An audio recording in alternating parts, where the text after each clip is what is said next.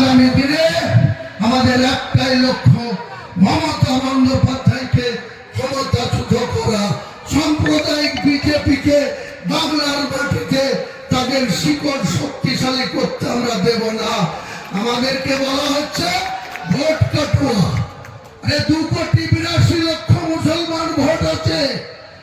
আপনারা জানেন 2021-এ কত ভোট পোল হয়েছিল? মমতা ব্যানার্জি 213টা আসন পেয়েছিল। ভোট কত পেয়েছিল জানেন? 2,87,00,000। আর 77টা আসন পেয়েছিল বিজেপি।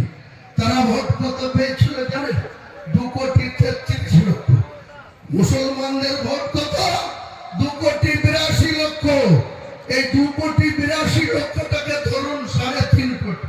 যদি বলেন কি করে, আমি আপনাদের বুঝিয়ে দিচ্ছি, তারপরে আমার বক্তব্য শেষ করব। প্রত্যেকটা 1000 মুসলমান বুথে ভোট পোল হয় 80 থেকে 88, 90%। 80% হয়, তার নিচে নামে না। তাহলে আপনি 33% মুসলমান ভোট আছে বাংলায়। 33%টা 80% ধরুন, তাহলে ওটা পোল আরো 10% বেড়ে 43% হয়ে যাবে। আর হিন্দু ভোটে যান, মমতা ব্যানার্জি যেখানে ভবানীপুরে নির্বাচিত হয়, সেখানে হাইয়েস্ট পোল কত পার্সেন্ট হয় জানেন? 58%, 58%। অন্য এভারেজ যে কোনো হিন্দু ভোটে দেখুন 70%-এর বেশি পোল হয় না।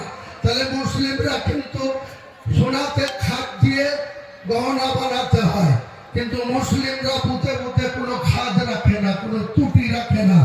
ঘুগনি মুড়ি খেয়ে 80 থেকে 90% ভোট পোল করে আপনাকে সরকারে বসায়। সেই মুসলিমদের আপনি শুধু মিথ্যাচার, ওবিসি থেকে নাম বাদ দিবেন, ওয়াকফ বোর্ডের আইন মানব না বলে মানবেন, আবার এসআইআর করব না বলে এসআইআর করিয়ে আপনাদের অযোগ্য লোকদের বিএলই নিয়োগ করে ভুল পথে লোড করে তাদের আননেসেসারি হিয়ারিং করে তাদের হয়রানি করবে। আর সেই মুসলমানরা আপনাকে আবার ভোট দিয়ে চতুর্থবারের জন্য মুখ্যমন্ত্রী করবে? কোনো মতেই না। আর মুসলিম ভাইরা আপনাদেরকে যখনই বলবে যে তোমরা ভোট কাটুয়া, ওরা একটাই পুলিশ শিখেছে যে তোমরা মমতা ছাড়া তোমাদের উপায় নেই। মমতাকে ভোট না দিয়ে অন্য কাউকে ভোট দিলে বিজেপি এসে যাবে। আমি বলছি বিজেপি আসবে না। বিজেপিকে রোখার দায়িত্ব আমরা নেব। আমরা বিজেপিকে 100 পার করতে দেব না। আর মমতা ব্যানার্জির দলকে 50 পার করতে দেব না। 250-এর লম্ফ অভিষেক তোমাকে বোঝাবো, 1 মন ধানে ক কেজি চাল হয়।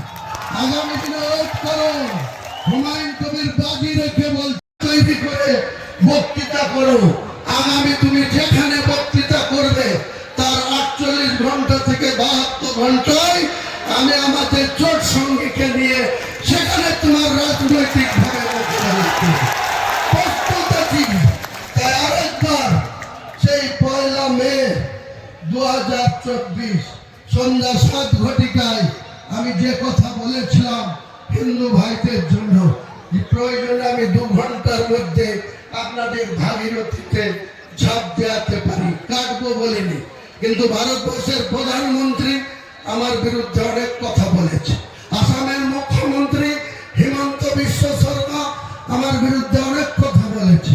সেই সময় অমিত শাহজির ডেপুটি নীতিশ প্রামাণিক কুচবিহারের এমপি, তিনি আমার বাড়ির কাছে এসে আমার 14 পুরুষ করে গাল পেয়ে গেছে।